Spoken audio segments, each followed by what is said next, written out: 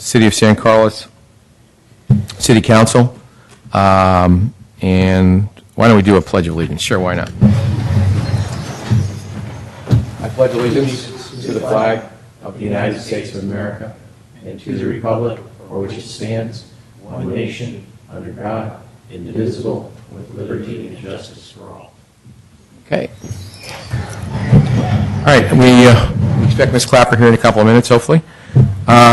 Item number 2 is public comment, and I know we have one speaker, Mr. McKenna. Would you like to come up and speak? Welcome.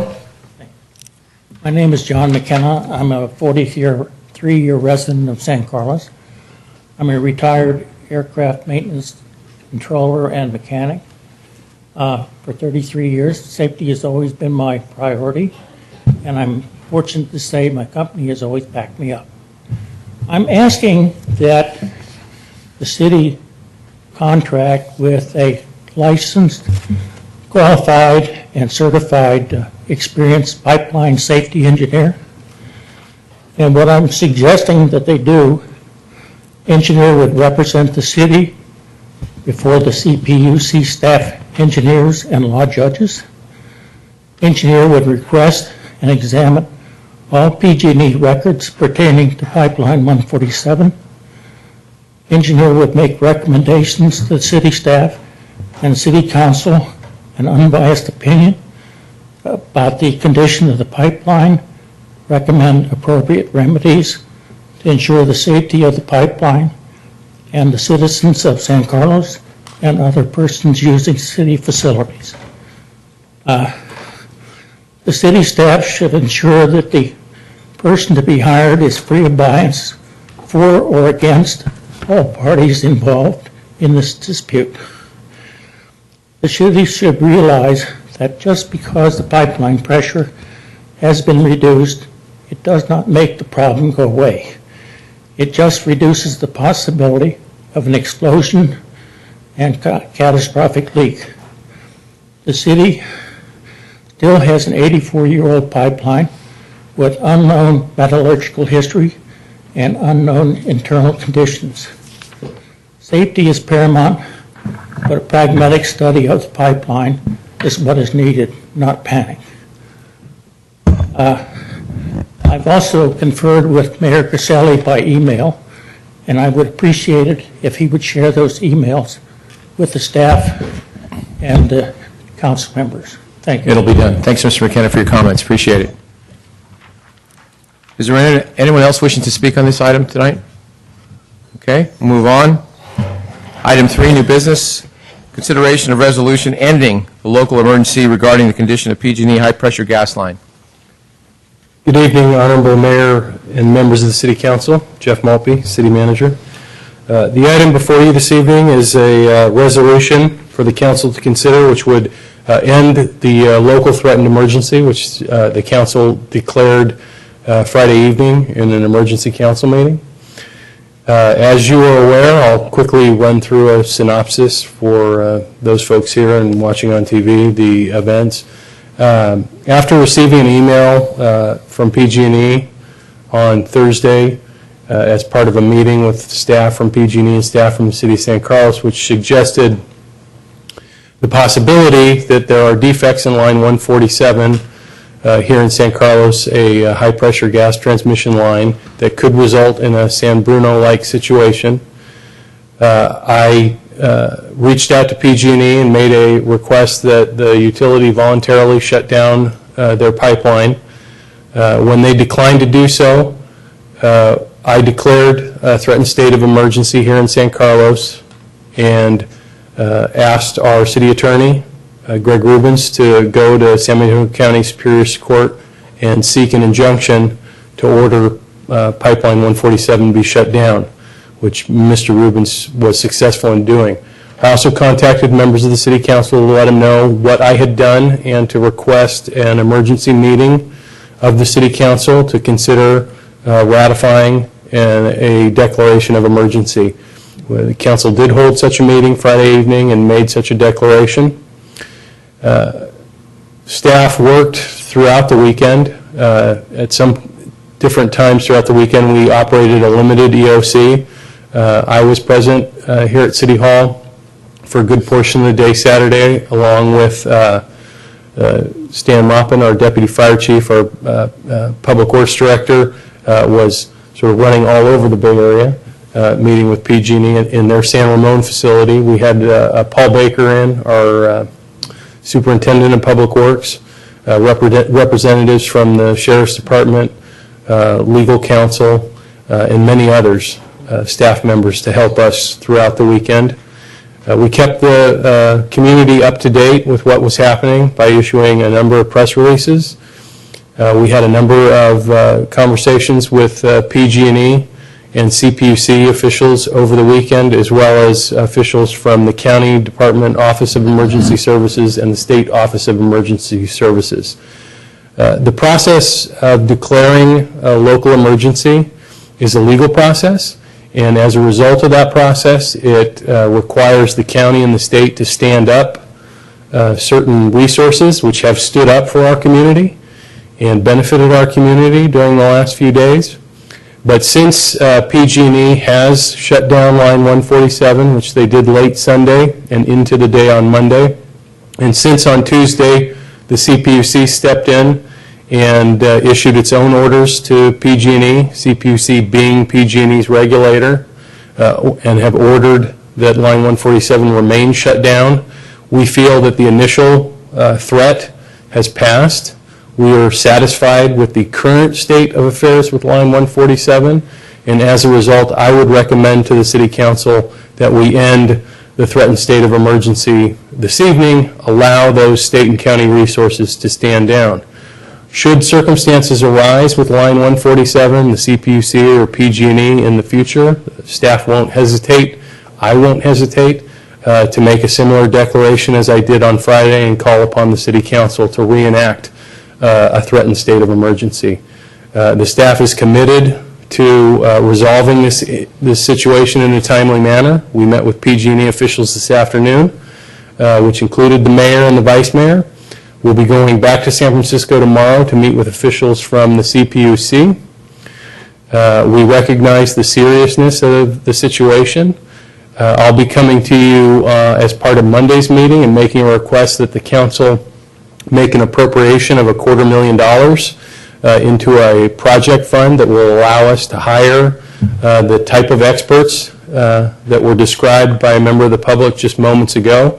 We feel strongly that we need that expertise in addition to specialized legal expertise so that we can ensure that the council has the opportunity to examine all the technical data and is made aware of all the legal issues in connection to line 147 so that you have the opportunity as our local leaders to make informed decisions about how we proceed and what we request of CPUC and PG&E in regards to line 147.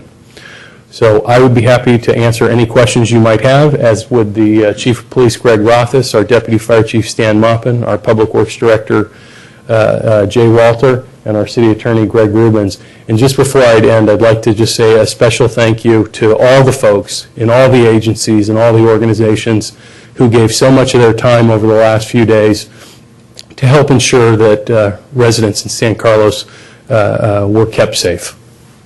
Thank you, Mr. City Manager. Questions for Mr. Maltby? Any questions? Mr. Grocott? Relates to this to this degree. The question I have is because we called the state of emergency, it raised awareness of the community. I think all of us got a fair number of emails and so forth. And so I'm wondering if, as part of our action, we couldn't also do some type of outreach to the community with city staff, and I don't know if the CPUC could be at such an event that we could hold, but certainly city staff, and I would think that representatives from PG&E might want to attend something like that. So we can reach out to the community and have, especially those who live anywhere near Britain, can get informed. It's fine for people to watch us on their channel 27. Some have that, some don't. Some people are able to catch some of this in the newspapers. Some do, some don't, which explains, I think, why we get some of the emails that we do. But suffice to say, I think there's a need for disseminating information and toning down some of the, when you call a state of emergency, one of the reactions to that is people get pretty fearful of the situation. Whether or not that's called for, one can judge. But I think having some type of forum where people can get informed and have the facts can help tone down the fear factor to some extent. Is there any way we can do that? We've had conversations this week with PG&E about holding some town hall meetings with them. As you might imagine, there's still some disagreement between the city and PG&E on some primary issues.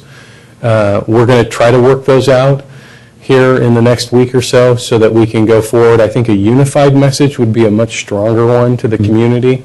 If that's not the case, then we're prepared to go forward with just city meetings to provide the information that we have and continue to do outreach. In the meantime, we'll continue to do written updates frequently on the city's website and e-notify system for residents, as well as continually update the council on this issue at all of their upcoming council meetings. But it is our hope to have some special community meetings on this.